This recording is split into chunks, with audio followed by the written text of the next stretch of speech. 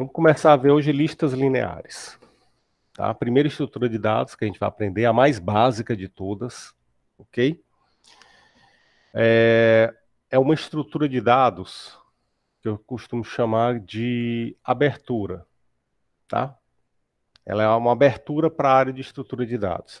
Então, esse tipo de estrutura, quando a gente estiver estudando, eu vou abrir um parêntese e vou falar de alocação de memória. Vocês vão ver que a gente vai dar uma parada nela e vamos falar de um assunto sobre memória para poder realmente implementar tudo, tá? Então, eu costumo dizer que ela é a abertura da disciplina, são com as listas lineares. Então, o que é uma lista, né, linear? É uma estrutura de dados que armazena elementos de forma linear e que permite a manipulação direta de qualquer um desses elementos, ok? Então, a estrutura linear, ela tem essa cara aqui,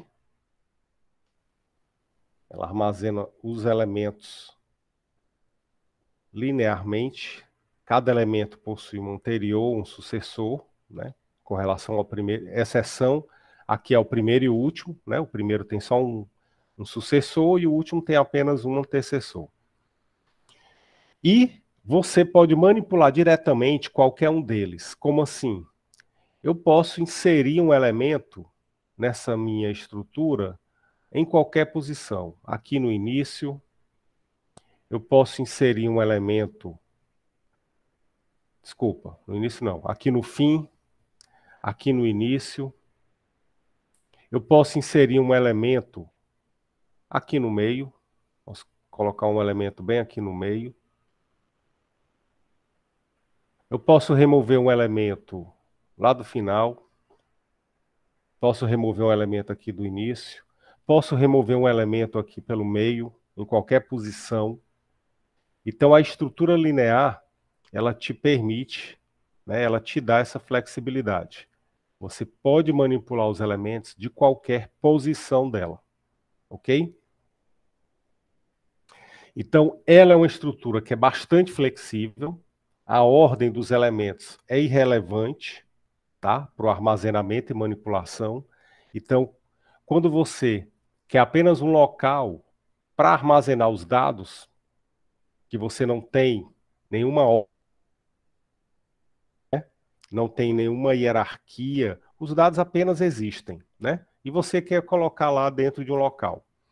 Então você usa geralmente uma lista, tá? Que tipo de elementos a lista armazena? Podem ser dados primitivos, ou seja, aqueles tipos de dados primitivos da linguagem, caractere inteiro, ponto flutuante, booleano, ou pode armazenar tipos abstratos de dado.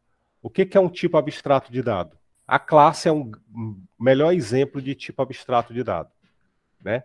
Quando você cria uma classe e você instancia um objeto nessa classe, né? Você está usando aí um tipo abstrato de dado. Foi um tipo que não existia e que você criou, né? Você usou uma abstração de dados para criar um novo tipo, ok?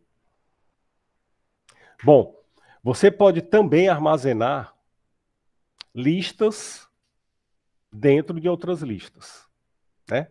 Então, eu posso pegar, por exemplo, uma lista e armazenar dentro de cada elemento uma lista. Como assim? Eu posso ter aqui uma lista, né, de listas. Então, eu posso ter a seguinte configuração aqui. Eu posso ter aqui, eu tenho uma lista, aqui é uma lista, e essa lista, eu tenho várias listas em cada elemento. Então, imaginem como se eu tivesse isso daqui, ó. Cada elemento da minha lista, como sendo uma lista. Então, eu tenho uma lista de listas. É possível fazer isso? É. Professor, mas isso não é muito utilizado não, né? É utilizado sim, tá? Exemplo, onde é que você pode ver isso daqui? Uma lista de listas, né, acontecendo na prática, vários lugares. Vou dar aqui um exemplo bem clássico. Opa. Agenda. Então, todo mundo usa agenda hoje em dia, pelo menos uma agenda eletrônica aí. Então, se você olhar para a agenda, você pode enxergar aqui que a agenda nada mais é do que uma lista de listas. Então, se eu olhar aqui para a minha semana é uma lista de dias. Eu tenho uma relação de dias aqui. Dentro de cada dia, eu tenho uma lista de compromissos. Então, eu tenho uma lista de listas. E se você olhar, por exemplo, para um mês, eu posso enxergar o mês aqui, ó, como sendo uma lista de dias e cada dia uma lista de compromissos. Mas eu posso também ir mais longe, né? Eu posso enxergar aqui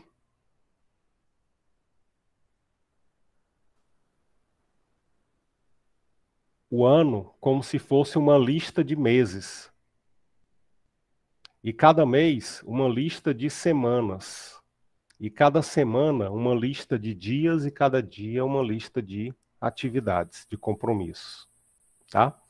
Então, o que que acontece? Quando você está trabalhando com lista, as possibilidades são várias. Dependendo do problema que você quer implementar, quer resolver, você pode usar uma lista bem simples ou uma lista complexa, como essa que eu acabei de mostrar aí para vocês. Ok? Bom, exemplo de lista, né? Vamos para a prática já.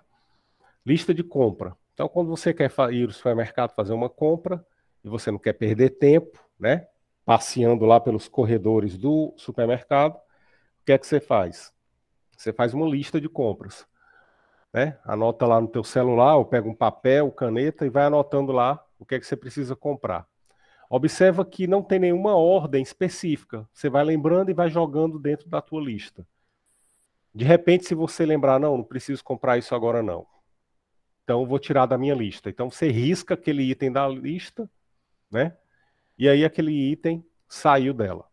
Então, a lista de compras, uma lista telefônica, que nem existe mais, né? Mas era um livro que tinha impressão de todos os telefones da cidade, tá? Uma lista de convidados de uma festa.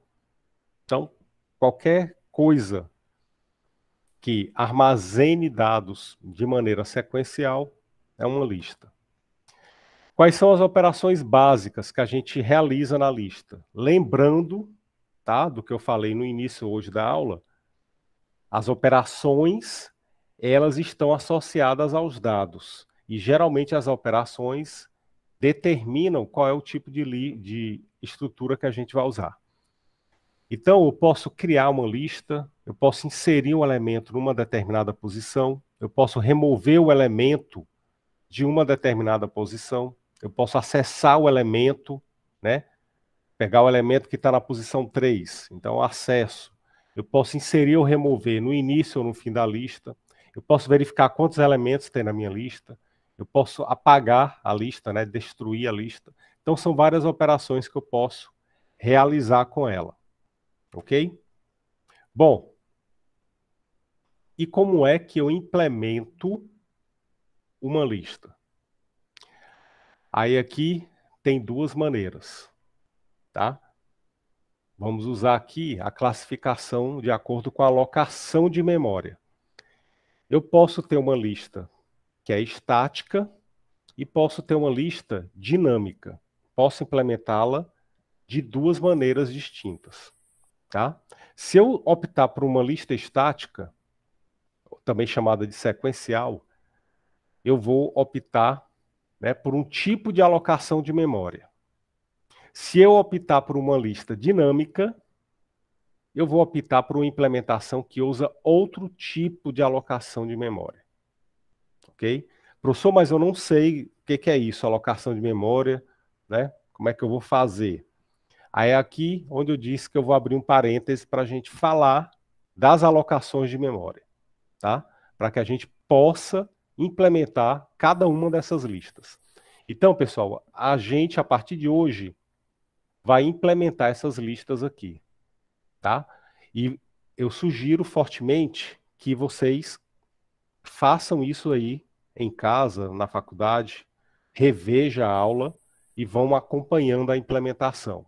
Por quê? Porque é importante que você tenha as tuas estruturas de dados já prontas para que vocês possam aplicar na resolução das listas de exercício e na prova. Tá certo? Então, nessa disciplina, vocês vão programar suas próprias estruturas, os seus próprios tipos abstratos de dados. Tá certo?